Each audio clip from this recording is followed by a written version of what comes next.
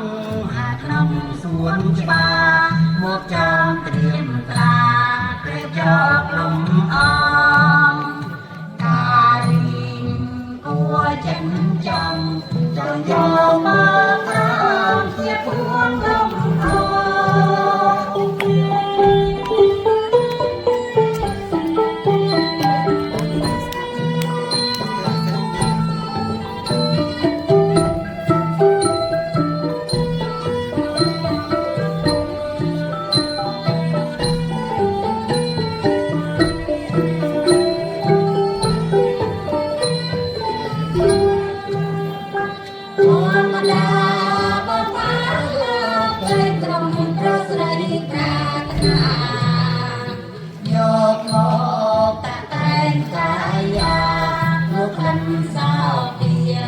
បង្កើនសេ